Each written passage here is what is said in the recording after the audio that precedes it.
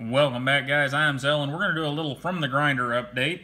The internet has been out for me, so I've had some problems getting blades made because I can't order belts and I can't order some other things without driving a few miles to get into town, and then it's just a big hassle. So hopefully they get the internet fixed here in the next, hopefully soon, I don't know. Suddenlink Communications had a major outage, and then they didn't have an outage, and I still don't have internet. It's been like this for a couple of days. They tell me it may be 2 more days because they can't get a technician to me. So, yeah. Anyhow, that's what's been going on in the bunker, and if you haven't seen videos for the past few days, that's why.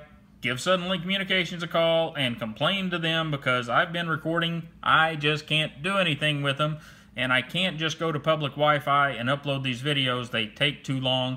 I can't upload them over the cellular network because the files are too big and it would cost me a ridiculous amount of money.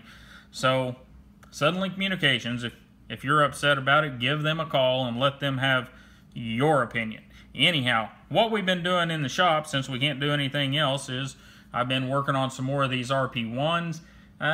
Some with good success, some with not so good success. You know, that's kind of how it goes as you learn. But we looked at this one a few days ago, and this is a small neck knife. And I've made a slightly bigger version, about a 3-inch long version. We have made the handle just a little bit thicker on the newer versions to basically to facilitate the fasteners. I need to move this fastener back some, and the handle just gets a little too thin there, so it's going to be just a little bit thicker on the newer models to facilitate those fasteners. The ergonomics are still going to be very good, though. And then this big guy. This is the one you saw last week or the week before that was partially hollow ground. I decided I did not like the hollow grind, so I went back and full flat ground it. And it is a representation, we can say, of the folding field chopper. And, you know, I, of course, in putting it in a fixed blade, I changed the ergonomics a little bit to make them, in my opinion, a little better for the fixed blade version because I could. I didn't have pivots and other things to worry about. And full flat ground. I didn't run a fuller down it because, well, I can't run a fuller down it without a mill, and I don't have a mill here in the bunker. One other thing I did, if I can find something to lay this against, we'll use the back of the iPhone here, is I gave it just a little bit of belly right up there at the end of the blade. And I gave it a hand rub satin finish. And it gets, that is a 15-degree secondary bevel down there, so ground it pretty thin. I think it was down under 30 thousandths, around 25 or so whenever I was finished with it. And this is one crazy slicing blade for such a big blade. Now here's our phone book paper. You can just whack at it just pretty much however you want to, and it's going to slice it. And, you know, that's what you get out of the full flat ground and the taller height than you have here. You just get a better slicer. And it's also ground thinner. So, anyhow, let you guys get a look at this. The handle material I was not super impressed with. And I've got some better finish work I need to do back down through here. And I'm still having some fastener issues. And they work, but it's actually the hole drilling issue for the sleeve for the fasteners. I've got to find something better. That's why I ended up with some of this that I wasn't too happy about. But all in all, I was pretty happy with how the blade came out.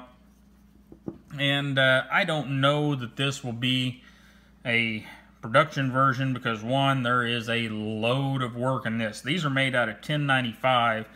And the cost of something like this made out of 1095 would be pretty expensive because of the amount of hand work that goes into the finish on that blade. Now, we might do these other ways, especially if we stay with the carbon steels. If you guys are interested, we may do them and Cerakote them. I don't have a Cerakoting set up now, but that's on my list of things to acquire. Because once you Cerakote one of these, one, you don't have to run all the way down to the hand rub finish, which saves loads of time. And once you Cerakote one of these blades with a gloss coat Cerakote of some color, or even just clear, oh my God, do they make great slicers. They slice almost as well as the hand rub finish. It's just, it's an amazing thing. You can take something that was ground out at, say they stopped at 180, which we have on a couple of blades, and no hand rubbing, just run them over the surface conditioning belt and spray them with that Cerakote, and oh my goodness, the difference in cutting performance is huge.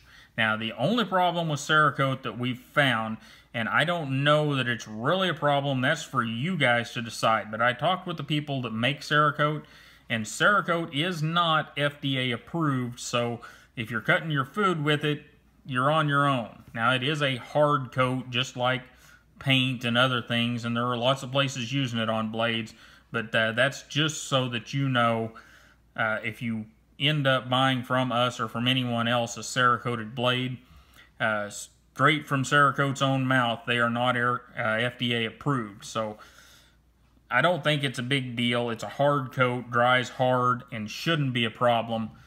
But for those of you that worry about those sorts of things, there you go. But anyhow, I just wanted to kind of course, show this guy off. I was pretty impressed with how well that blade came out. And yeah, see there, you can see my ugly mug right there in the edge of the blade. Anyhow, guys, you have a wonderful day. Thanks for stopping by and checking out what we're doing out at the grinder, and I'll see you next time.